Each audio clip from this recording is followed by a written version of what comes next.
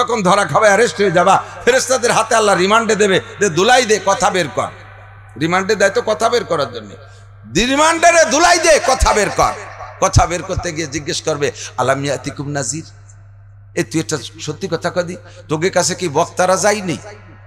নাজির মানে ভীতি প্রদর্শক। আলাম ইয়াতিকুম নাজির, তোকে কাছে বক্তারা যায়নি? এই সামনের বার সে জায়গা বাড়ি ঠেলায় হোক আর আখেরাতে যে তো ধরা পড়ছে, ও জায়গায় তো পিটানো লাগবে না, ও সব দেখেই স্বীকার করবে ক্বালু বালা কদ জাআনা নাযীর, সত্য কথা বলছে, এ কথা অস্বীকার করা যায় বালা কদ জাআনা নাযীর। আমাদের কাছে যে কত ভীতি প্রদর্শক আসছেন, জুমার দিন ইমাম সাহেব বয়ান করেছেন, খতিব সাহেব বয়ান করেছেন, এ সব কথাগুলো বলেছে। মাঝে মাঝে মাহফিলের মধ্যে এসে আমাদের বক্তারা বলতেন, দাওয়াতে তাবলীগের সাথীরা বলতেন, হক্কানি পীর মাশায়েখরা বলতেন, যে জামানায় যারা আছে সেই জামানার মানুষ তাদের বক্তাদের কথা স্বীকার করে বলবে ক্বালু বালা কদ জাআনা নাযীর। আমাদের কাছে ভীতি প্রদর্শক আসতো, আমাদের কাছে বক্তারা আসতো, আল্লাহর কোরআনের বয়ান আমাদেরকে শুনাইছে, কিন্তু সমস্যা হলো ফাকাদ্দাবনা ওয়া কুলনা মা নাযালাল্লাহু মিন শাই। আমরা বলতাম হো হুজুর তোমরা এটা বানায় বানায় বলো, এগুলো আল্লাহর কালাম না, এ কথা অন্তরে বিশ্বাস করতে পারি নাই। এখন তো সব দেখতেছি সত্য। আল রব্বানা আখরিজনা মিনহা ফাইন উদনা ফাইন্না যালিমুন। আল্লাহ আর একটাবার সুযোগ দাও, আখরিজনা মিনহা, এখান থেকে বের করো। উলামায়ে কিরাম সাক্ষী, যদি তরজমা ভুল বলি জুতো দিয়ে পিটাই নামায় দেবেন। দেশি হুজুর আর বড় হুজুর বলে সম্মান করার দরকার নাই। আল্লাহর কোরআন নিয়ে আমি তামাশা করবো আর আমারে সম্মান করবেন, মোটেই দরকার নাই। কোরআনের তরজমা আপনি বলবেন রব্বানা আখরিজনা মিনহা, আল্লাহ এখান থেকে একটা বার বের করে দাও, ফাইন উদনা ফাইন্না যালিমুন। যে সব অন্যায়ের কারণে ধরা পড়েছি, অ্যারেস্ট হয়েছি, যে সব অন্যায়ের কারণে রিমান্ড কাটতেছি, জাহান্নামে পড়তেছি, আল্লাহ ওর একটা অন্যায় যদি পুনরায় দুনিয়া যার একবার করি, তাহলে ফাইন্না যালিমুন, তুমি আমাদেরকে জালেম সাব্যস্ত করে যে বিচার করো কোনো কথা বলবো না। রব্বানা আবসারনা ওয়া সামি'না ফারজি'না না'মাল সালিহান ইন্না মুকিনুন। এই কথাগুলো দুনিয়া উলামায়ে কিরাম বলেছিল, সেদিন একিন করি নাই, বিশ্বাস করি নাই। এখন তো সবই চোখের সামনে দেখি, একটাও মিথ্যা না।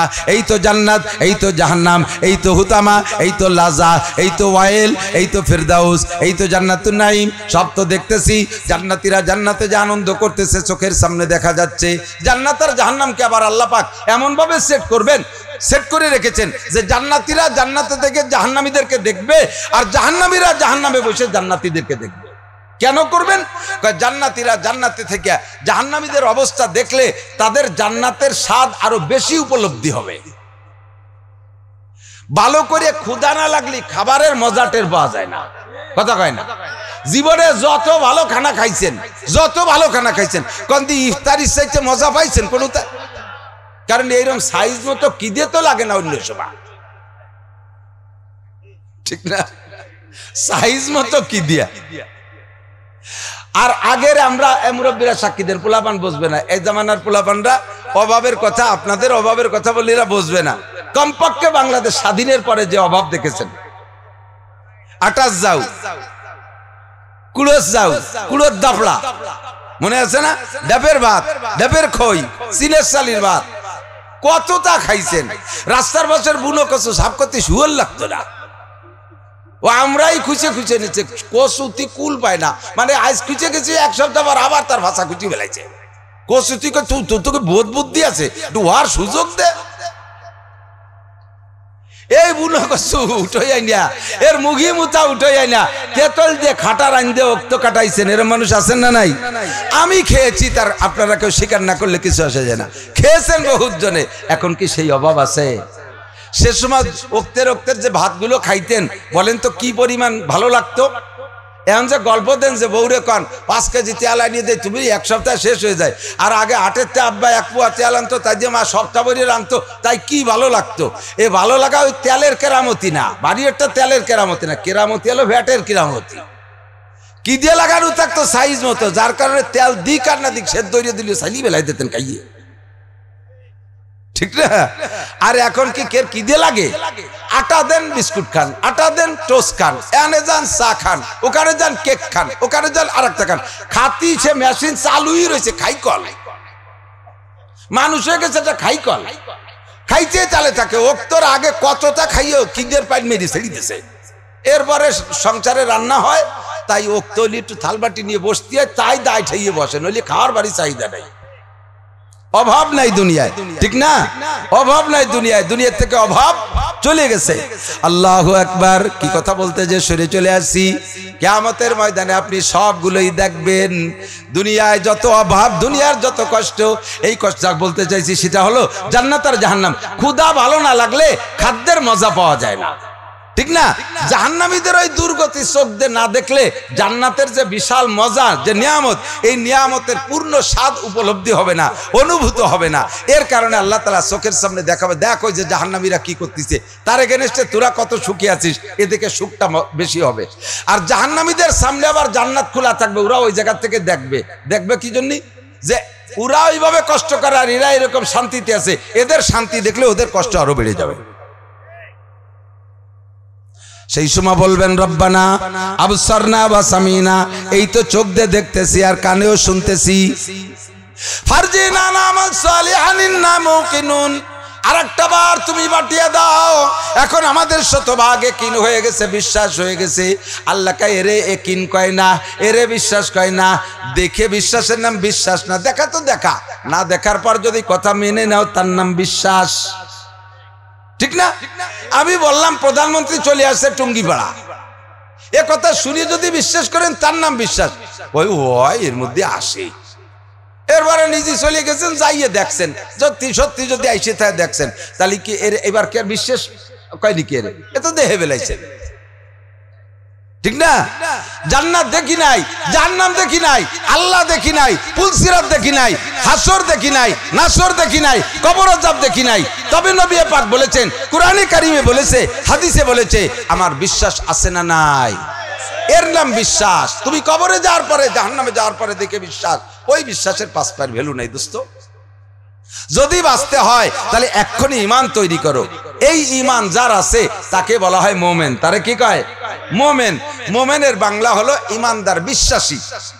আল্লাহ পাক রব্বুল আলামিন আয়াত খেয়াল করেন, মক্কায় থাকতে আল্লাহ হিজরতের আগের জিন্দেগিটা হুজুরের, এর নাম হলো মক্কি জিন্দেগি। হিজরতের পরে যে জিন্দেগিটা, এর নাম মাদানী জিন্দেগি। খেয়াল করছেন তো? মদিনায় যায়, হিজরত করে যাওয়ার পরে কি হুজুর কখনো মক্কায় আসছে কিনা? অবশ্যই আসছে। হজ করতে আসছে, উমরা করতে আসছে, আসছে না? তো মদিনায় হিজরত করে যাওয়ার পরে মক্কায় আসলেও বেড়াইতে আসছে, হজ উমরায় আসছে। মক্কায় আসার পরে যদি কোনো আয়াত মক্কায়ও নাজিল হয়েছে, তবুও সে আয়াতের নাম মাদানী আয়াত। সে আয়াতের নাম কি? মাদানী আয়াত। হিজরতের পরে নাজিল হয়েছে, তাই মক্কায় এসে নাজিল হলে তার নাম মাদানী।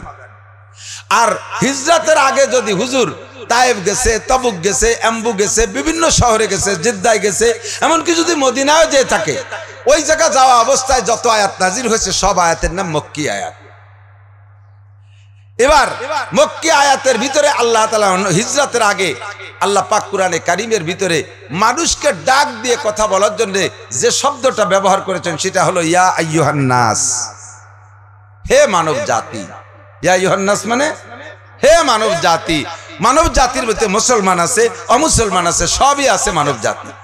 আর মক্কা থেকে মদিনায় হিজরত করে যাওয়ার পরে যে আয়াতগুলো নাজিল হয়েছে, তন্মধ্যে আল্লাহ তাআলা মানুষকে যদি ডাক দেওয়ার উদ্দেশ্য করেছেন, তাহলে ভাষা ব্যবহার করেছেন ইয়া আইয়ুহাল্লাযীনা আমানু, হে ঈমানদারগণ, বাংলা তর্জমা।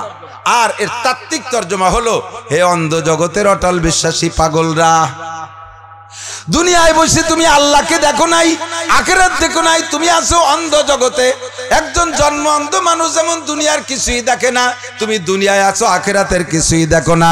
কাজেই তোমাকে বলা হয় অন্ধ জগতের মানুষ। তুমি অটল বিশ্বাসী, তুমি অটল বিশ্বাসী, তুমি আল্লাহকে বিশ্বাস করেছো আমার দিক, তুমি আল্লাহকে এমন ভাবে বিশ্বাস করো, আখিরাতকে এমন ভাবে বিশ্বাস করো, কোরআনকে এমন ভাবে তুমি বিশ্বাস করেছো। যদি আমার বিশ্বাসের দিক তাকান, আমার দিক তাকান, আপনাদের কেউকে যদি বলা হয় তোমাকে জাতিসংঘের মহাসচিব বানাই দেওয়া হবে, জাতিসংঘের মহাসচিব বানাই দেওয়া হবে, তুমি শুধু বলবা আল্লাহ নাই আর রসুল মিথ্যা, এ কথা কি বলতে রাজি? কথা বলেন রাজি? শুধু জাতিসংঘের মহাসচিব না, গোটা পৃথিবীর ভূখণ্ড দলিলও যদি আমারে করে দেয় স্থায়ীভাবে, আমার মরণ কাল পর্যন্ত আমাকে দলিল করে দেয়, সারা দুনিয়ার মালিক তুমি, তুমি শুধু বলবা আল্লাহ নাই, রসুল নাই, আখেরাত ভুয়া, উলামায়ে কেরাম যা বলে কোরআন কিতাব সব মিথ্যা কথা, এ কথা আমি জীবনেও বলতে রাজি না। আমাকে 100 বার মারবে, 100 বার শহীদ করবে, 100 বার আবার জীবিত করবে, তবুও প্রত্যেকবার জীবিত হয়ে বলবো লা ইলাহা ইল্লাল্লাহ মুহাম্মাদুর রাসূলুল্লাহ। আল্লাহ আমার রব, ওই রবই আমার সব। বলেন আল্লাহ আমার রব, ওই রবই আমার সব। আমি দুনিয়ার কেউকে মানি না, আল্লাহ আমার রব, আমি আখিরাতকে মানি। আল্লাহ পাক বলেন তুমি অন্ধ জগতের অটল বিশ্বাসী পাগল। প্রমাণ করেছে গতকাল, প্রমাণ করেছে গতকাল ঢাকায় সর্বদলের মানুষ, আওয়ামী লীগ, বিএনপি, জামাত, জাতীয় পার্টি, কোনো দলের মানুষ বাকি নাই। আল্লাহর রহমতে এই পরিমাণ মানুষ ঢাকার বুকে কোনো প্রোগ্রামে জমা হয় নাই। ওই যে সমন্বয় টমন্বয় যা কয়, যত মিটিং মিছিল বলুক, গতকালকের পরিমাণ হয় নাই। এই পরিমাণ জনসমাবেশ বিশ্বের বিভিন্ন প্রান্তে প্রান্তে হচ্ছে। এমন মানুষ সেখানে গিয়েছে যে কোনোদিন নামাজ পড়ে নাই, তবু আল্লাহর মহব্বতে, নবী পাকের মহব্বতে, গাজা ফিলিস্তিনের মুসলমানদের দরদে দরদি হইয়া ওই ময়দানে যে স্লোগান, হাতে পতাকা, সারা পৃথিবীতে চলতেছে। আজকেই মাত্র, সবে মাত্র ট্রাম্পের সিদ্ধান্ত চেঞ্জ হয়ে গেছে। বলেন আলহামদুলিল্লাহ। ট্রাম্প নেতানিয়াহুকে বলছে তুমি 3 সপ্তাহের ভিতরে স্থায়ী যুদ্ধবিরতির ব্যবস্থা করো। সারা পৃথিবীকে খেপায় তুললে আমেরিকাও টিকতে পারবে না। কথা বলেন ঠিক না? 10 যেখানে আল্লাহ সেখানে, এমন একটা কথা আছে না নাই? 10 জন মোমেন যেখানে আল্লাহ সেখানে। সারা পৃথিবীর মুসলমানরা এ তো গেছে আংশিক। আমার বাংলাদেশের 16 কোটি মুসলমানের 1 কোটিও যাই নাই। লাগলে আমরা 16 কোটি যাইতে রাজি আছি না নাই? এখন যদি ফিলিস্তিনে যাওয়ার পথ খুলে দেওয়া হয়, কোন ব্যবস্থা বিনা পয়সায় নয়, আমার ভিটে কাটা জায়গা জমি যা কিছু আছে বিক্রি করে ইনশাআল্লাহ যেতে রাজি আছে না নাই? আমি অন্ধ জগতের অটল বিশ্বাসী পাগল। ইসলাম ছাড়া অন্য কোনো ধর্ম ধর্ম নয়, ইসলাম ছাড়া অন্য কোনো ধর্ম ধর্ম নয়, আল্লাহ ছাড়া কোনো মাবুদ নাই, নবী মুহাম্মদুর রাসূলুল্লাহ সাল্লাল্লাহু আলাইহি ওয়াসাল্লাম ছাড়া কিয়ামত পর্যন্ত আর কোনো নবীর প্রয়োজন নাই। ঈসা নবী ছিলেন সত্য, তার শরীয়ত বিলুপ্ত হয়ে গেছে, সেটা রহিত হয়ে গেছে। নবী মুসা আলাইহিস সালাম সত্য নবী ছিলেন, তার শরীয়ত রহিত হয়ে গেছে। কিয়ামত পর্যন্ত চলবে দ্বীনে মুহাম্মাদি সাল্লাল্লাহু আলাইহি ওয়াসাল্লাম। আমার নবীকে যে নবী বলবে না, আমার নবীর শরীয়ত যে মানবে না, আমার জান দিয়ে মাল দিয়ে আমি তার সাথে লড়াই করতে প্রস্তুত আছি না নাই? নামাজ পড়ি, রেগুলার নামাজ পড়ি। নামাজের কথা কোরআন শরীফে আসছে 82 বার। কত জায়গায়? 82 জায়গায় নামাজের কথা আসছে। তো 82 জায়গায় আসছে বিদায় বিষয়টাকে আমি অত্যন্ত গুরুত্ব দেই। যদি নামাজ অত গুরুত্বপূর্ণ না হতো তাহলে আল্লাহ এতবার বলতেন না। যে কথাটা সমাজের ভিতরে বেশি প্রয়োজন, মিটিংয়ে বসলে সেই কথাটা ঘুরে ঘুরে বারবার বলে না, সেটা বারবার বলে, কারণ ইম্পর্টেন্ট কথা। নামাজটা ইম্পর্টেন্ট ইবাদত, বিদায় আল্লাহ তাআলা 82 বার উচ্চারণ করেছেন, বাবা বান্দা নামাজ পড়, আকিমিস সালাত, আকিমুস সালাত, তুকিমুস সালাত, আকিমিস সালাত, তুকিমুস সালাত, বিভিন্ন ভাষায় বলেছে নামাজ পড়ো, নামাজ পড়ো। তাহলে বোঝা যায় নামাজ গুরুত্বপূর্ণ। তাহলে এর চেয়ে বেশি যে বিষয়টা আলোচিত ওটা আরো গুরুত্বপূর্ণ। বুঝতে পারি নাই আমি? এর চেয়ে গুরুত্বপূর্ণ না হলে সেটা আরো বেশি আলোচনা হতো না। জিহাদের আলোচনা আছে 682 বার। কোরআন শরীফে জিহাদের আলোচনা কতবার? 682 বার। নামাজ 82 বার যদি এত গুরুত্ব বহন করে, এর চেয়ে আরো 600 বার বেশি হয়েছে জিহাদের আলোচনা। তাহলে জিহাদ গুরুত্ব রাখে কি রাখে না? আজকে আমরা মুসলমানরাই জিহাদরে এমন ভাবে নিষ্ক্রিয় করে দিয়েছি। না না না না না, এগুলো বলা যাবে না, এগুলো বললি Donald Trump, Netanyahu, Joe Biden ওনরা দুঃখ পাবে। ওনরা বলে যে জিহাদের আলোচনা এগুলোর সন্ত্রাসী আলোচনা। গাজাখোর আওয়ালের দল পশ্চিমে গডফাদারকে পাশাটা হইয়া নিজের ইমান ইসলাম আখিরাতকে ধ্বংস করে দিয়েছো।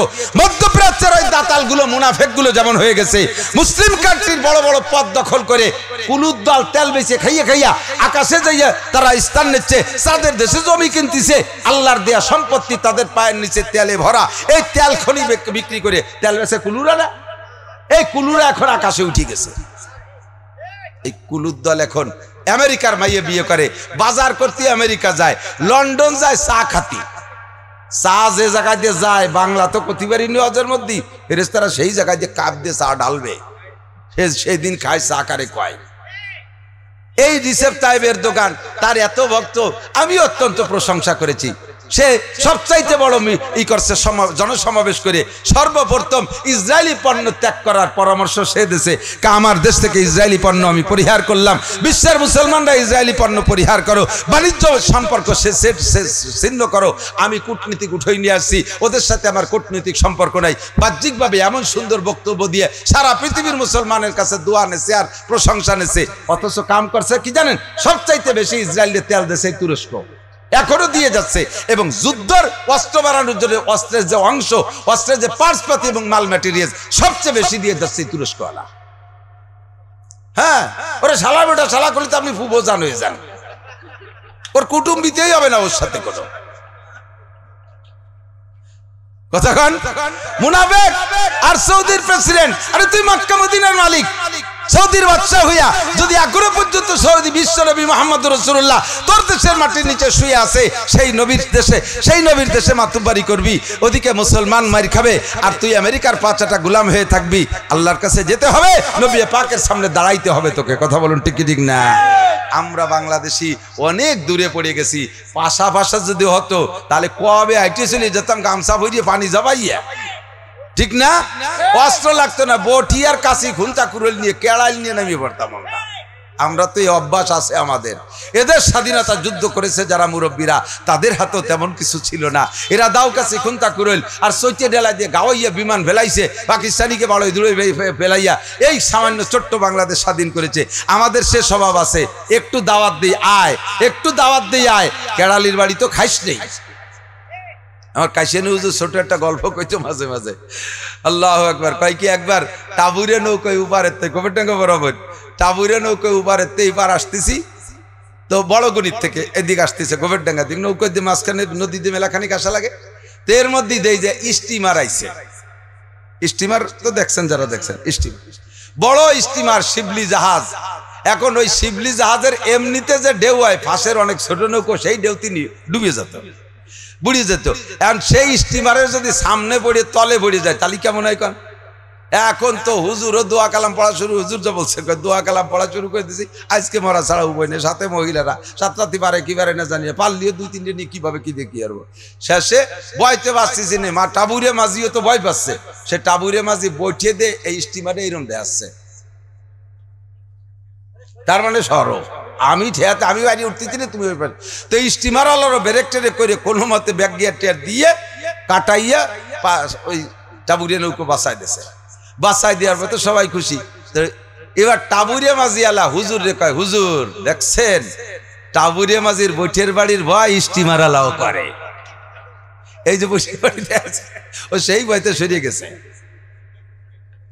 তো বাংলাদেশিকে কেড়ালির বাড়ির ভয় সব কামান আলার করা লাগবে ইনশাআল্লাহ।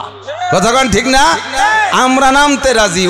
ওরা তো বিলাসিতায় ভরে গেছে এমন ভাবে, ওরা আন্দোলনই বোঝে না, আন্দোলনই বোঝে না।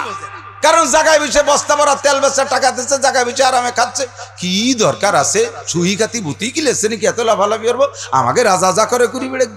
ইনশাআল্লাহ আমরা রাজার অপেক্ষা করি না, আমাদের রাজা আল্লাহ কামুল হাকিমিন, আমাদের নবী মুহাম্মদ রাসূলুল্লাহ। আমার ইসলাম, আমার মুসলমান, সারা পৃথিবীর মুসলমান নিয়ে আমি একটা বডি মনে করি। শরীরে কোনো একটা অঙ্গে যদি অসুস্থ হয়, সমস্ত অঙ্গগুলো সেটা অনুভব করে এবং অশান্তি পোহাইতে, তাহলে তাকে রাত্রে কের ঘুম হয় না। একটা দাঁতে জ্বালা হয়েছে, দাঁত ছোট্ট একটা দাঁত, এখন চোখ কি দাঁতরে কয় যে তোর জ্বালা আছে তুই কান্দি বেড়ে, আমি ঘুমাই, ঘুমোতে পারবে? দাঁতের ভিতরে এক জায়গা খানিক গোস্ত ঢুয়ে গেছে, এখন জিভে যদি কয় তোমার গোস্ত রয়েছে তুমি পারলি বারোই খাও, আমি ঘুমাই। সেই জিভের ঘুম নাই, রাত ভর সেই জায়গা গুতো তিতালেই থাকে, ঠিক কিনা? আমরা মুসলমান সেই বিশ্বাসে বিশ্বাসী। ফিলিস্তিনের মুসলমানের পক্ষে জান দেব, মাল দেব, টাকা দেব, পয়সা দেবো। কালকের আগের দিন একটা মেয়ে কোন জায়গাতে যেন আমার নাম্বার পেয়ে ফোন দিয়ে হুজুর আপনার এদিকে বিকাশ নাম্বার, বলে জি। আমি বলেছি অনেকে তো আমার হাদিয়াটা দিয়ে দেয়, মাদ্রাসায় দেয়। কয় যে 2000 টাকা পাঠাচ্ছি, বলেই পাঠাই দিচ্ছে। দিয়ে কয় কি হুজুর এই 2000 টাকা যে কোনোভাবে একটু ফিলিস্তিন পাঠানোর চেষ্টা করেন। আজকে সে বেরোইয়ে ব্যাগের মধ্যে রাখছি, দিয়ে দেবো যে এটা ওমর ফারুকের কাছে। অলিউল্লাহর কাছে। আমাদের এই পাশ থেকে সোহাইব ইব্রাহিম সাহেব ভবানীপুর হুজুর, ওনাদের মাধ্যমে একটা চ্যানেল আছে, আল্লাহর রহমতে টাকা পৌঁছে যাচ্ছে জায়গা মতো, ওমান এবং কাতারের মাধ্যমে পাঠানো যাচ্ছে। এরপরে মহিলাকা হুজুর, মহিলাদের কি কি ও জায়গা জেহাদে যাওয়ার কোনো পথ খুলছে নাকি? কেন কয় যে আমি যাবো, আমার একটা মেয়ে আছে, মার কাছে তুই আমি যুদ্ধ করতে যাবো।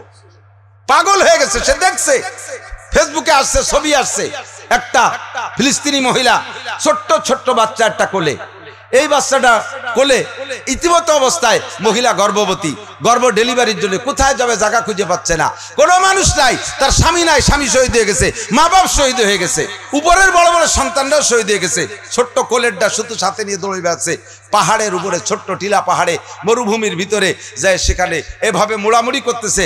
নিজের বাচ্চা তো কোনো মহিলা নিজে ধরতে পারে না, নিজের ডেলিভারিতে নিজে বাচ্চা তো ধরার একদম দাত্রী লাগে, দাত্রী নাই, এভাবে উলট পালাট করে কাঁদতেছে, চিল্লাচ্ছে, কোনো মানুষ তার পাশে নাই। এইটা কোন মানুষ সহ্য করতে পারে? কোনো পুরুষও সহ্য করতে পারে না। আর মহিলারা তো মহিলাদের এই দরদ বোঝে, তাই কয় হুজুর আমি সচক্ষে দেখেছি ছবিটা, আমার মনে চাইতেছে আল্লাহ যদি এবারে যাইতে দেয় আমি কমপক্ষে দাত্রীর কাজ হলিয়ে এই কাজ করতে যাব। দেখেন তো কোনোভাবে পাওয়া যায় নাকি? মুসলমানের ভিতরে তো এরকম ইমান থাকতে হবে, ঠিক কিনা? আল্লাহ পাক এই ইমানের বদৌলতে আপনাকে ডাক দিয়েছে কি কইয়া? ইয়া আইয়ুহাল্লাযীনা আমানু। আমি 3টে মাদানী আয়াত পড়ছি। ইয়া আইয়ুহাল্লাযীনা আমানু দুখুলু ফিস সিলমি কাফা। হে অন্ধ জগতের অটল বিশ্বাসী ইমানদাররা, শুধু ইমানদারের দাবি করে বসে থাকলে হবে না, তোমাকে ইমানের পরে ইসলাম গ্রহণ করতে হবে। আগে হবাই বিশ্বাস করে ইমান, মোমেন, বিশ্বাস করলে হয় মোমেন, বিশ্বাস করলে হয় ইমানদার। তুমি বিশ্বাস করেছো তুমি মোমেন, এবার তোমারে মুসলমান হইতে হবে। লা তামুতুন্না ইল্লা ওয়া আনতুম মুসলিমুন। মোমেন হয়ে শুধু আসলে হবে না, আমার কাছে মুসলমানও হয়ে আসতে হবে। বিনা মুসলমানে তুই আমার কাছে আসিস না। আল্লাহ মুসলমান হতে হবে, কতটুকু মুসলমান হলে হবে? আল্লাহ কয় উদখুলু ফিস সিলমি কাফা। খেয়াল করেন, ভাষা ভাষা শোনেন, যার কারণে ওয়াজ কাজে লাগতেছে না, কি যে জ্বালায় পড়ছি। উদখুলু ফিস সিলমি কাফা, অন্তর দিয়ে শুনেন, চক্ষুটাকে আমার দিক লাগান। আল্লাহ কয় মুসলমান না হয়ে মরবা না। পরিমাণ কতটুকু ইসলামের মধ্যে ঢুকতে হবে, তোমাকে পরিপূর্ণ ঢুকতে হবে। 50-50 হলে হবে না। আবা তুমিনুনা বিবাযিল কিতাব ওয়া তাকফুরুনা বিবায। কোরআনের কিছু মানো যেটা তোমার পছন্দ হয়, আর কিছু মানো না। কিছুর পর আমল করো যেটা সহজ মনে হয়, কিছু আবার মানো আমল করো না যেটা তোমার কঠিন মনে হয়। এরকম তুমি করতে পারবা না। আবা তুমিনুনা বিবাযিল কিতাব ওয়া তাকফুরুনা বিবায। যদি তুমি এমন করো যে কিছু মানো কিছু মানবা না, কিছু মুসলমান কিছু অমুসলমানি ভাবে থাকো, তোমার মাথার মধ্যে মুসলমান নাই, তোমার টুপির মধ্যে ইসলাম নাই, তোমার মৌসাটা মুসলমানদের মতো না, তোমার দাড়ি মুসলমানদের মতো না, তোমার পোশাক মুসলমানের মতো না। মাঝে মাঝে জুমার নামাজ পড়ো, সুযোগ পাইলে ওয়াক্তীয় নামাজ পড়ো, ঈদের সময় ঈদের নামাজ পড়ো, টাকা হইলে হজ উমরায় যাও, পয়সা হইলে কিছু যাকাত দাও, কিন্তু তুমি জায়গায় জায়গায় অনেক মাইর খাওয়া আছো। তুমি কিছু মুসলমান কিছু মুসলমান না, এরকম হলে তোমার পরিণতি কি হবে? আল্লাহ কয় ফামা জাযাউ মান ইয়াফআলু যালিকা মিনকুম ইল্লা খিজিয়ুন ফিল হায়াতিদ দুনিয়া। আমার দিক, এমন যদি মুসলমান হও তাহলে 1 নম্বর বিচার হলো দুনিয়ায় যতদিন থাকবা অতদিন সম্মান পাবা না, বেইজ্জতি অপমানিত হয়ে থাকবা। অমুসলমান কাফের মুশরিকের কাছে মাইর খাবা, পদদলিত হবা, লাঞ্ছিত হবা, অপমানিত হবা। খুঁজে দেখেন আজকে মুসলমানদের পতনের কারণ কিন্তু এই একটা। যারা পাক্কা ইসলাম গ্রহণ করেছে, ইসলামী শাসন ব্যবস্থা ব্যক্তি জীবন থেকে নিয়ে রাষ্ট্রীয় জীবন পর্যন্ত বাস্তবায়ন করেছে, আল্লাহর রহমতে দুনিয়ায় তাদের সম্মান, আল্লাহর পক্ষ থেকে তাদের উপরে রহমত।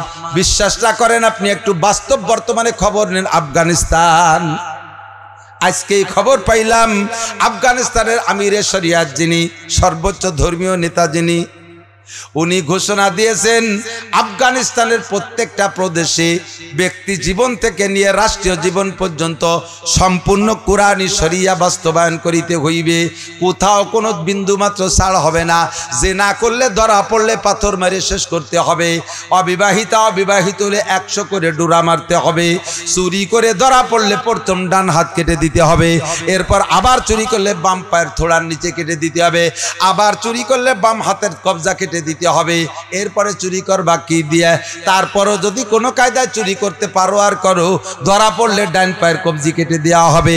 এমন করে শরীয়তের বিচার বাস্তবায়ন করা হবে। মদ ধরা পড়লে এই বিচার, গাঁজা ধরা পড়লে এই বিচার। ও দোস্ত, এই যে কড়া বিচার শুনে ভয় লাগতেছে, এইটা বাস্তবায়ন করলে টেকবে কয়জন? আল্লাহ কয় না, বেশি মরবে না। অফিল কিসাসে হায়াত, প্রতিশোধ মরণের পরিবর্তে প্রতিশোধ মরণ দিয়ে যদি নেওয়া হয়, তাতে মুমিনের, তাতে মানুষের হায়াত বাড়ে, তাতে মানুষের হায়াত বাড়ে। কিভাবে বোঝেন? কথা বোঝেন? একজনকে একজনে মেরে ফেলাইছে, হত্যাকারীর যদি মেরে দাও তাহলে হায়াত বাড়ে। কিরম হায়াত বাড়লো? ওদিকে হত্যাকারী একটা হত্যা করলো, এদিকে হত্যাকারীরে শ্বাস প্রশ্বাসন মারিয়ে দিল, যদি মরিয়ে গেল, হায়াত বাড়লো কি রে? ভাই, দুডেরে মারিয়ে দিলে হাজার মানুষের হায়াত বাড়বে, ওই মারামারির মধ্যে আর কেউ যাবে না, ঠিক না? একটা চোরের হাত কেটে দাও, বাকি চোরদের হাত ভালো থাকবে, সব চোর হাত চুরি বন্ধ হয়ে যাবে। একটা ডাকাতকে তুমি বিচার করো, বাকি ডাকাত উপযুক্ত শরীয়তের বিচার করো, ঠিক হয়ে যাবে। একটা জেনাখোর, একটা ব্যভিচারকে ধরা পড়লে আপনি এই পুলিশ লাইনের সামনে রাস্তায় দাঁড়াইয়া চতুর্দিক দিয়ে যদি পাথর মারেন, ও কোথাও সেরে যেতে না পারে। চতুর্দিক দিয়ে যদি পাথর বর্ষণ হয়, আর ওই পাথরের আগেতে যদি মারা যায়, যত চরিত্রহীন লুচ্চ আছে সব লুচ্চ ভয় পেয়ে যাবে কি যাবে না? আরে তাড়াতাড়ি বিয়ে কর, অন্যায় অপকর্ম করা যাবে না। অফিল কিসাসে হায়াত, শরিয়াত বাস্তবায়ন করেছে আফগানিরা। দুনিয়ার সব মানুষ এখন তাদের দিকে তাকায় আছে। আল্লাহ কি পরিমাণ রহমত দেশে শুনলে আশ্চর্য হবেন। মাত্র 2-2.5-3 বছর তাদের স্বাধীনতা পেয়েছে তারা। 3 বছর স্বাধীনতার ভিতরে প্রথম 1 বছর যার পরে দ্বিতীয় বছরে ঢোকার সাথে সাথে তাদের মুদ্রার দাম হয়েছে কত? সারা পৃথিবীতে সবচাইতে বেশি দাম যাদের টাকার, তার ভিতরে রোল নাম্বার 3 হয়ে গেছে আফগানিস্তান। আমাকে বাংলাদেশের 4 রোল নাম্বার কয় নম্বর? 5 রোল নাম্বার হতে পাস করা লাগে, পাসও করে না, ফেলও করি নেই আমরা। পাস তো দূরের কথা, প্রত্যেক দিন ডেলি কয় টাকার দাম কমে গেছে। 13 সালে হজে গেছি, সে সময় 20 টাকা দিয়ে 1 রিয়াল কিনছি। আর এবার রোজার পরে উমরায় গেছি, গত রোজার পরে উমরায় গেছি, 33 টাকা দিয়ে 1 রিয়াল কিনছি। আমাকে খালি কমে আর তাকে খালি বাড়ে। আর 1 বছর, এই 3 বছরের ভিতরে যে পরিমাণ খনিজ সম্পদ বের করছে সারা পৃথিবীর ওই সেই গডফাদাররা, পশ্চিমে সগুরির দল উকি বের উপরে, বাবা এভাবে খুশি বুঝে দিব, বলুবিরে খাই বেলা দিচ্ছে, ভিড়ে ঢোকার চেষ্টা হচ্ছে। এরা কয় এবার আজ কিছু হাতে আছে। আগের বার তো শুধু কেড়াইল ছিল, এবার কেড়ালির সাথে হিয়ালা বাসও আছে। আয় খালি আয়, যাই করুক না কেন আফগান ঢুকার সাহস পাচ্ছে না। জাফরানের খ্যাত, ও দেশে জাফরান হয়, দামি জাফরান, অরিজিনাল জাফরানের চাষ হয় আফগানিস্তানে। এই যুদ্ধের বোমায় আফগানের জাফরানের খ্যাতগুলো শুকনো খেড়ের মতো এরকম মাটির সাথে মিশে গেছে। আফগানে এখন সে এই কি কয় জাফরানের চারাও খুঁজে পাওয়া যায় না। মুসলমানদের হাতে আফগান আসার সাথে সাথে আল্লাহর রহমতে হালকা পাতলা যা বৃষ্টি হয়েছে, সেই মরা জাফরান গাছের থেকে যে জাফরানের চাষ হয়েছে, বিগত জীবনেও কোনোদিন, দুনিয়া জন্মের পরে থেকে এত সুন্দর আর কোনোদিন হয়নি। আর আনারের গল্প তো মাঝে মাঝে দেই। আগে ওই জায়গায় আফগানিস্তানে যুদ্ধের আগে 1 কেজি আনার হইতে 4টি আনার লাগতো, 4 আনারে 1 কেজি। স্বাধীনের পরে মুজাহিদদের হাতে আসার পরে আল্লাহর রহমত আসছে, এখন 1 আনারে 1 কেজি হয়, কোন 1 আনারে 1.5 কেজি হয়। আর তাদের আনারের রস সেই আমেরিকার জিব্বে দিয়ে পানি বলতে, বাবা আমাকে 2 বোতল দিও। এই রোজার মাস ভরিয়ে নিয়েছে আর খাইছে তারা, গেলছে। এত সুন্দর জুস তারা তৈরি করেছে। আল্লাহ কালা ফাতাহনা আলাইহিম বারাকাতি মিনাস সামাই ওয়াল আরদ। আমরাও বাংলাদেশে অনেক শাসন দেখছি। আমাদের গোপালগঞ্জে নির্ভেজাল আমলিগ, আমরা দূরে নেই নির্ভেজাল আমলিগ। তো আমলিগের শাসনও দেখেছি, বিএনপির শাসনও দেখেছি। সিডার, সুনামি, নার্গিস, আইলা, আমপান, বুলবুল, পানি, ঘূর্ণিঝড়, ভূমিকম্প, ভূধস, অগ্নিবৃষ্টি, অনাবৃষ্টি, অতিবৃষ্টি, জলোচ্ছ্বাস, টন্নের নার্গিস, কতটা দেখছি। কোন সরকারের কারণে এগুলোর হাত থেকে আমরা বাঁচতে পারি না। পেঁয়াজের দাম 300-400 টাকা দেখছি, চামড়ার দাম 40-50 টাকা দেখছি, কত উল্টো পাল্টা দেখছি না। আজ থেকে 20 বছর আগে একটা চামড়া বিক্রি করছি গরুর চামড়া মাদ্রাসায় কুরবানির সময় 2800, 3000, 3200 টাকা। সব জিনিসের দাম বাড়ে, চামড়ার দাম চলে গেছে 150 টাকায়। কারণটা কি? এই কারণটা কোথায়? কেন গেল চামড়ার দাম? কোথায় গেল? আমার মাদ্রাসায় গতবার আইডিয়ার চামড়া কটা নিয়েছে, গাছ চামড়া নেবে না, বলে এমনি নে, কয় না এমনিও নেব না। আমি বলি তাই এক কি আর বাড়ি বসে গন্ধ বেরো, তোকে গাড়ি তিনিয়ে ওই বেশে গাঙ্গে ফেলা দিয়ে যাস, বলে তাহলে 200 টাকা দিতে হবে। ফিরিয়েও নেবে না, 200 টাকা দিয়ে তারপরে সেই কটা খেদাইছি মাথা সেটকে গেল কোথায় দাম। সব দেখছি, কোন সরকারকে দেখতে বাকি নাই। একটু মনে মনে লোভ হয়, আল্লাহ তাআলা আফগানিস্তানের মতো আমাদের দেশে এইরকম রহমতের বরকতের একটা ব্যবস্থা যদি করে, এটা আমলিগের মাধ্যমেই করুক, এটা আমলিগের মাধ্যমে করে, আমি কোনো দলের কথা বলছি না। যদি এই কুরআনী ব্যবস্থা আমলিগের মাধ্যমে করে তবুও রহমত আসবে। বিএনপির মাধ্যমে যদি কুরআনী শাসন ব্যবস্থা হয় তবুও আসমান থেকে রহমত আসবে। আমি কোনো হুজুরকে দল বলছি না, জেনারেল দলগুলোর মাধ্যমে যদি কুরআনী শাসন ব্যবস্থা আসে দেশে, তাহলে আসমানি রহমত আসবে। আর যদি তাদের দ্বারা সম্ভব না হয়, যাদের দ্বারা সম্ভব হয় তাদের দ্বারা আল্লাহ করাক। আমরা শান্তি পেতে চাই, কথা বলেন ঠিক কি ঠিক না? শান্তির স্লোগান জীবন ভরে দেই, কিন্তু শান্তি কোথাও খুঁজে পাই না। আল্লাহকে শান্তি পাইতে হলে উদকুলু ফিসসিলমি কাফা, 50 মুসলমান হওয়ার দরকার নাই, 50 মুসলমান হওয়ার দরকার নাই। উদকুলু ফিসসিলমি কাফা, পাক্কা মুসলমান হও। ওয়ালা তামুতুন্না ইল্লা ওয়া আনতুম মুসলিমুন। ইয়া আইয়ুহাল্লাযীনা আমানু উদকুলু ফিসসিলমি কাফা। এবার পাক্কা মুসলমানিত্ব ধরে রাখার জন্য একটা পরামর্শ আল্লাহ দেয়, শুনেন, একটা পরামর্শ আল্লাহ দেয়। পাক্কা মুসলমানির থেকে তোমাকে কান ধরে বের করে দেয় একটা ভদ্রলোক। ওই ভদ্রলোকটার নাম হলো মিস্টার ইবলিস। ও কি ভদ্রলোকটা অভদ্র? ও আমার বন্ধু না দুশ্মন? কথা কন, বন্ধু না শত্রু, দোস্ত না দুশ্মন? আমি আপনি স্বীকার করতে রাজি না। আল্লাহ কয় ইন্নাহু লাকুম আদুউম মুবিন। বুঝিস রে খালি তোরা, এ তোদের পরম শত্রু। বুঝেন নাই? আমাদের আওয়ামী লীগালাদের পরম শত্রু কারা? যারা আমাদেরকে ক্ষমতার থেকে এভাবে বঞ্চিত করে দিচ্ছে, আমাদের এই ক্ষতি করছে, তারা আমাদের পরম শত্রু। আমরা ছিলাম জান্নাতের মধ্যে, আমাদের জান্নাত থেকে বের করে দিচ্ছে শয়তান। কিরা বের করছে? কাজেই শয়তান আমাদের দোস্ত না দুশ্মন? দোস্ত না দুশ্মন? যে আমাকে আমার বাড়ি থেকে ভিটে ছাড়া করে দেয় সে আমার শত্রু। কতক্ষণ আমি চেয়ারম্যান আছি, আমার চেয়ারম্যান পদের থেকে যে আমারে সরাই দিয়ে আমার চেয়ারে বসতে চায় সে আমার শত্রু, ঠিক না? আমরা ছিলাম জান্নাতে, আব্বাজে আদম হাওয়া আলাইহিস সালাম মা ইন্দ্রা ছিলেন জান্নাতে। উনরা দুজন যদি জান্নাতে টিকে যেতে পারতো তাহলে কিন্তু আমাদের সবার জন্ম হতো জান্নাতে। আর জান্নাতে হলে আমলিগ বিএনপি মারামারি দাঙ্গা হাঙ্গামা, এই সমন্বয় অসমন্বয় এ নিয়ে কোনো জয় ঝামেলা ছিল না। দুনিয়ার কোনো আকাম কুকাম আমাদের চোখের সামনে পড়তো না, বেশতের ভিতরে কোনো আকাম নাই। তাহলে কি সুন্দর নিরিবিলিভাবে জীবন করে কাটাতে। ওই জায়গার থেকে আমাদেরকে বের করে দিয়েছে যে সে হলো শয়তান। আল্লাহ কয় তোমরা ইয়া আইয়ুহাল্লাযীনা আমানু লা তাত্তাখিযু আদুওয়ি ওয়া আদুওয়াকুম আউলিয়া। আর একটা মাদানী আয়াত আল্লাহ পাক ডাকতে বলে, হে অন্ধ জগতের অটাল বিশ্বাসী পাগলরা, তোমরা আমার শত্রু আর তোমাদের শত্রুরে বন্ধু বানাবা না। আমার শত্রু আর তোমাদের শত্রুরে বন্ধু বানাবা না। জানতে চাইলাম আল্লাহ আমাদের শত্রু কে? আল্লাহ কয় শয়তান তোমাদের শত্রু। ইন্নাহু লাকুম আদুউম মুবিন। সে তোমাদেরকে ভেস্তের থেকে বের করে দিয়েছে, আবার ভেস্তে যাইতে দেবে না প্রতিজ্ঞা করেছে। সে আবার ভেস্তে যাইতে দেবে না প্রতিজ্ঞা করেছে। কয় সুম্মা লাআকুদান্না লাহুম সিরাতাকাল মুস্তাকিম। জান্নাতে যার যে বিশ্ব রোডের চৌরাস্তা, ওই চৌরাস্তা আমি বসবো, তোমার বনি আদম একটাকে আমি জান্নাতে যাইতে দেব না। তাহলে শয়তান আমার দোস্ত না দুশ্মন? আল্লাহ কয় ওরে বন্ধু বানাইস না। ও বন্ধু হইয়া কি করে? ওরে চিনা বড় কঠিন। ও মানুষের রগ রিসার মধ্যে ঢোকে, ও বিভিন্ন রূপে রূপান্তরিত হতে পারে।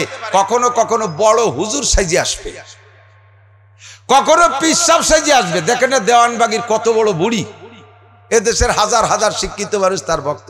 মুসলমান একটু কি চোখ দিয়ে দেখো না, এমন একটা পিসাবের পায়ের কাছে আইসে মহিলারা সিজদা দেয়, মহিলারা সিজদা দেয়। মানুষের পায়ে কি সিজদা দেওয়া জায়েজ? একটু বলেন না জায়েজ? তা আপনি চোখ দিয়ে দেখতেছেন যে এই পীরের পায়ে সিজদা দেয়, পিসাব তারে সরায় না, তাহলে ওই যে পীর না শয়তান? পীর না শয়তান? যেই পিসাব দাড়ি রাখে না সেটা কি পীর না শয়তান? চোখ দিয়ে দেখে হাজার হাজার শিক্ষিত বলে সেই জায়গা মরি দাও কি বলে? এ শয়তান মানুষের রূপ ধারণ করে পীর সাজিয়ে আসছে, চ্যানেলের বক্তা সাজিয়েছে, সারা দুনিয়ার মুসলমানদেরকে আকৃষ্ট করে ফেলাইছে। উরি বাবা, জাকির নায়েক আন্তর্জাতিক খ্যাতি সম্পন্ন এদেশের মৌলবীরা কি ঘোড়ার ডিম জানে? সে তৌরাত ইনজিল কোরআন তো একেবারে বাইবেল টাইবেল সব মুখস্থ করে বসছে, হিন্দুদেরকে হারাই দিচ্ছে। কি যে জানে অত আপনি ধরা জানেন না, অত আমরা জানি যে সে কি কয়। শয়তানের রূপ ধারণ করে আজও আছে তার পোশাকটাকে সুন্নতি পোশাকে পরিণত করতে পারে নাই, অথচ লক্ষ লক্ষ কোটি কোটি মানুষকে ভক্ত বানায় ফেলাই দিয়েছে। এখনো সে খ্রিস্টানদের টাই গলায় পরে, খ্রিস্টানদের প্যান্ট শার্ট সে পরে। কিসের মুসলমান আর কিসের বক্তা? উনজুরিলা মানকল ওয়ালা তানজুরিলা মাকল।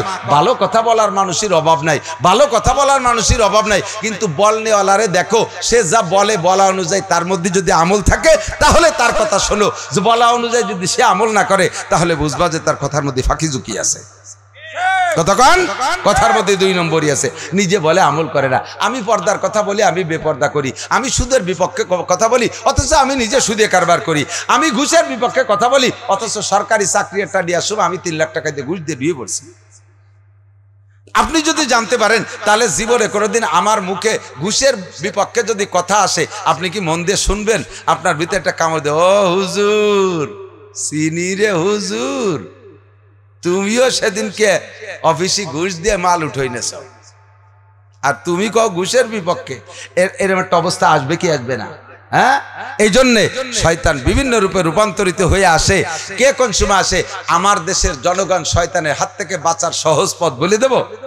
শয়তানরে চিনিয়ে আপনি তার থেকে অ্যাবাউট করে চলতে পারবেন। বলবো শয়তান চিনার জন্য আপনাদের জন্য সহজ পথ হলো আপনাদের এলাকার যত কওমি উলামায়ে কিরাম আছে, কোট মসজিদের ইমাম সাহেব, মুসলিম এতিমখানার হুজুররা আছে, কোট মসজিদের মুহাদ্দিসিন, চন্দ্রদিগিলে মাদ্রাসার হুজুররা, আমাদের ভবানীপুর মাদ্রাসার উলামায়ে কিরাম, বিশেষ করে আমাদের গহরডাঙ্গা মাদ্রাসার রুহুল আমিন সাহেব হুজুর, ওখানকার মুহাদ্দিসিনরা ধর্মীয় দৃষ্টিকোণ থেকে যা করে ওইটাই ইসলাম। ওর বিপরীত যদি কেউ করে বুঝবেন যে সে ধোঁকা দিতে আসছে। বহুত পীর সাজে আসবে, বহুত পীর পাবলিক আইসে কয় যে হুজুর অমুক জায়গা গেছিলাম, এই জায়গাটা পীর কি যে ভালো। জিজ্ঞেস করলাম ওর কাছে কি গোবরডাঙ্গার হুজুররা যায়? না। হাটাজারি, পটিয়া, বাবুনগর, জিরি, নাজিরাট, লালবাগ, ফরিদাবাগ, মালিবাগ, যাত্রাবাড়ি, গহরডাঙ্গার হুজুররা যায়। সুটপা দিগেলে, চন্দ্র দিগেলে, সুলতানশির হুজুর না, এইসব হুজুরকে দেখলাম না। যে জায়গায় এইসব হুজুরকে দেখবা না বুঝবা যে ওই জায়গাটার মধ্যে দুর্বলতা আছে। তবলিগ জামাতের মধ্যে এইসব হুজুররা আছে না নাই? আছে না নাই? তবলিগ জামাতে এই হুজুররা আছে। সরমুনের হুজুর যায়, সরমুনাই এইসব হুজুররা যায়। কাজেই সরমুনের মধ্যে গাপলা নাই। ও জায়গা তুমি যাও, তুমি তবলিগের ভিতরে, ইসলামের ভিতরে গাপলা নাই, কারণ ও জায়গা হাটাজারি, পটিয়া, এদেশের সব বড় উলামায়ে কিরাম যায়। তোমার আটরশি এইসব হুজুররা যায় না, চন্দ্রপাড়া এইসব হুজুররা যায় না, খানজেল এইসব হুজুররা যায় না। কাজেই তুমি সে জায়গা অত ভালোবাসতে গেলি কে? হুজুরকে চাইতে 1 লাইন বেশি বুঝতে গেলি ধোঁকা খেয়ে যাওয়া। ইন্নাহু লাকুম আদুউম মুবিন। 1 নম্বরে শয়তান আমাদের প্রকাশ্য শত্রু। শয়তানের দেয়া পরামর্শ অনুযায়ী কোনো কাজ করব না। 2 নম্বরে আল্লাহ পাক আরেকটা মাদানী আয়াতের মধ্যে ডাক দিয়ে বলেন, খেয়াল করি, জায়গা মতো চলে আসছি। ইয়া আইয়ুহাল্লাযীনা আমানু, খাস করে আল্লাহর নাম ধরে বলেন, লা তাত্তাখিযু আদুওয়ি ওয়া আদুওয়াকুমের পরে কয়, জানতে চাইলাম আল্লাহ আমাদের শত্রু তো চিনলাম শয়তান, তোমার শত্রু কে? আল্লাহ কয় আমার শত্রু হলো ইহুদ আর নাসারা, 2 জাতি। ইহুদ আর নাসারা 2 জাতি। কেন আল্লাহ তারা তোমারে কি ক্ষতি করছে? কয় অন্য জীবনে শয়তান ইবলিসও আমারে এমন অপবাদ দিতে পারে নাই, এমন কটু কথা আমার সম্পর্কে বলতে পারে নাই যে কথা ইহুদ নাসারারা বলছে, যে কথা ইহুদ নাসারারা বলছে, যা শয়তানও আমার নামে কইতে পারে নাই, সাহস পাই নাই। কও দি আল্লাহ তারা কি কইছে, ওর গোষ্ঠী কেড়াইল দিয়ে বড় সোজা হয়ে দেব। আল্লাহ পাক বলেন শয়তান ইহুদ নাসারারা কি কয় শোন। এ যুবক আমার দিক শোনো, খেয়াল করো। ওয়ালাতিল ইহুদু, আল্লাহ কোরআনে বলছেন, ভাই ইহুদিরা কি কয় শুনবি? ওরা কয় ওয়ালাতিল ইহুদু উযাইরুন ইবনুল্লাহ, ইহুদিরা কয় উযাইর আলাইহিস সালাম আল্লাহর ছেলে। আল্লাহর ছেলে কওয়া পর্যন্ত বাড়ি একটা হিট হয় নাই। আর একটু ব্যাখ্যা দিয়ে কই, এটুক কয়া যায় তাই কইছি যে ইহুদিরা আমারে কয়, ইহুদিরা উযাইর রে কয় তোমার আব্বা আল্লাহ, তুমি আল্লাহর ছেলে, এইটুক বলা যায় তাই বলছি। এর আসল কথা কি? ইহুদিরা বলে আল্লাহ উযাইর আলাইহিস সালামের মায়ের সাথে যৌন মিলন করে গর্ভধারণ করায় দিয়েছে, সেই গর্ভের বাচ্চা উযাইর। আল্লাহর কি এই স্বভাব নাকি? এই জন্য তোরা বোঝ ইহুদিরা আমার কত বড় শত্রু।